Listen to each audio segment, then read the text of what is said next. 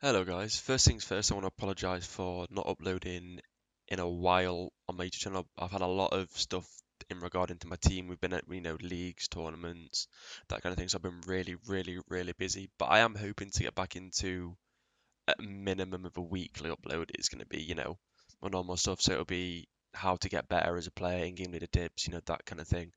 But, let's just get right into it. So today we're going to be talking about how you can utilize an AWP. So there are going to be four main talking points in this video. They are going to be spawns, timings, being a smart AWPer, and also being a stupid AWPer.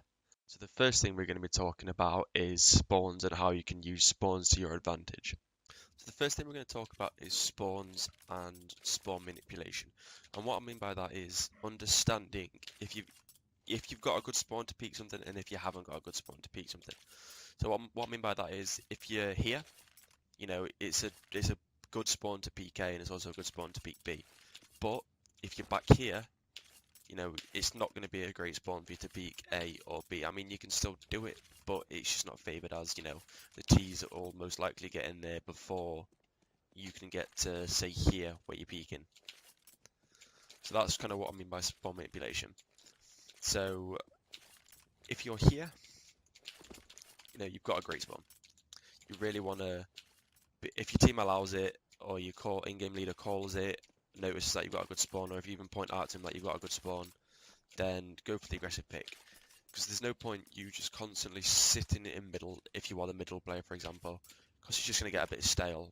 The teams are going to clock on that you are their middle player, so they'll start making adaptations, they'll start adapting, sorry, not making adaptations, they'll start adapting to where you are, how you play. All they've really got to do is smoke out Z, or smoke out highway, flash you, and then just do a simple pop flash, and you can't really do much about it, to be fair.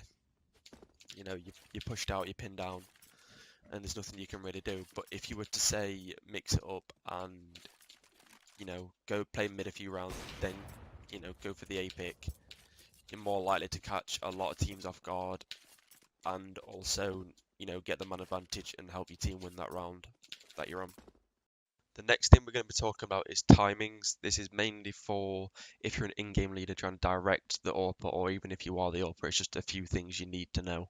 So this next bit is about timings. It's more based towards the in-game leaders than it is to the AWPer in general. I mean, it's good for the AWP to know, but it's crucial for the in-game leader to, understand and call. So what I mean is, let's just take this right here as a base. We'll go at 35. So where I am now, that's that was a pretty decent A spawn, and it takes roughly around about 13 seconds. So I should be getting there about 22.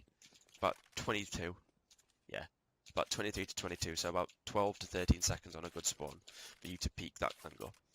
Now, if I go to the opposite side and then do a decent spawn for the T's, going at 10. I believe this takes about 12 seconds, so we should be there for about 8.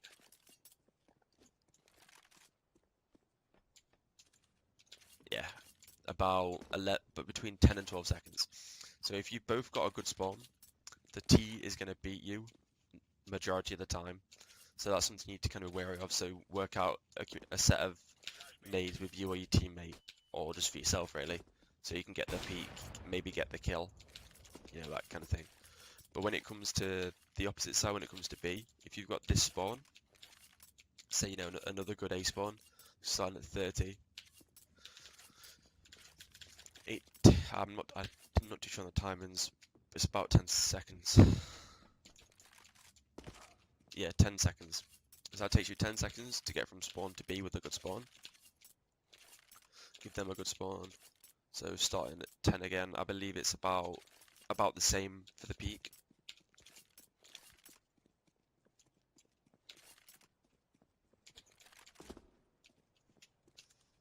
Yeah, roughly about 10 seconds each side. You'll get there slightly quicker as a CT. But let's just use this as an example now. You don't get a good spawn, you get a bad spawn. Instead of being the 10 or 12, 13 seconds, it'll probably be about 15, maybe 13. And if they've got the good spawn, they're going to beat you there every time. And this kind of lines up with spawns. You need to make sure that you actually know you can beat the opposition there before you get there, or at least have a good nade set to kind of counter a good spawn from the tees. And also, if you're moving around a lot, to kind of finish off what I was saying about spawns, if you're moving around a lot, it makes you very unpredictable. If you're here one round, here the next round, here again the next round, back to middle, over towards B. If you're moving around a lot as an AWP, it's hard for them to pinpoint you, and it can give you a very, a few easy rounds, or at least, an easy advantage early into the round. So next is being a smart AWPer and how to be one. Let's talk about being a smart AWPer now. And what I mean by smart AWPer is understanding your limits as an AWPer, knowing what you should and what you shouldn't do. For example, what you shouldn't do is if there's a smoke here, you shouldn't go out of it just like that.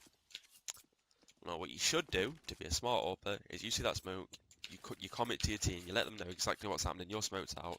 They can get events for the B guys, they can, if they're rushing, they can be highway right now, and then you want to reposition.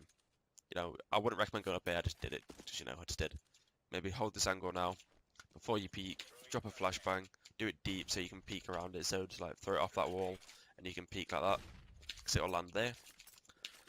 Just doing that. Don't overextend. Don't do things just to try and be flashy, and just try and stay alive as much as you can.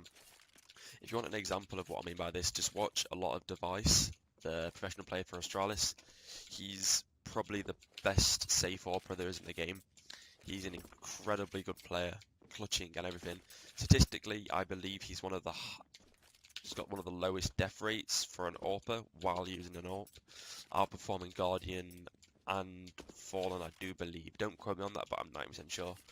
I'll link a video in the description that Daze did about Device as routes on CT side of Train. It really helps and gives you an idea of, what kind of player he is and how safe he actually is and how, passive he can be, but how effective he is at the same time. It really is a good watch, and I do highly recommend it. And lastly, we're going to be talking about being a stupid AWP and things you should try to avoid doing. Now, when it comes to being a stupid AWPer, what I mean by that is I went into detail a little bit about it a minute ago. If they smoke this off, what you shouldn't do is jump out. That's just stupid. If you're playing against a decent team and you're not, a low rank on matchmaking or a low rank on faces / SCA, you're going to get punished. You're going to get punished 9 times out of 10. Yeah, I've heard people argue this before when I've said it to them before when they've done it is, oh, the smoke was there, I jumped out the smoke to try and catch him off guard, I got a kill. Yeah, wow, well done mate, you got a kill. You also died, lost a very crucial weapon, gave up the biggest part of the map, as in the most important part of the map, allowing us no information at all, giving them up highway and vents, allowing them to do a 3/4-way split. And what I mean by that is if they're in A main and they get mid control, they smoke off here, molly off here, molly off here, molly off here. Just do a very basic execution. Where can them players go? They can fall to site. They fall off of them positions, they get shot from quad, they get shot from highway. They try and just be smart and fall to here. Oh wait, they push through Z, they're there. It's vice versa on B. They try and get comfortable on B, maybe go behind back checkers, do that. The second they get spotted, they're dead.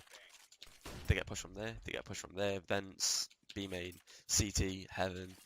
It just allows a lot of different plays for the T's can make if you give up mid. Well, it's not about the matter of fact of giving up mid, it's a matter of fact of dying in mid and being an idiot about the way you play. Like I said, I would highly recommend watching the Daze video on how Device plays CT side Train. It was an eye opener for me when I watched it. It's unbelievable to see how defensive and safe you can play, yet also be so effective.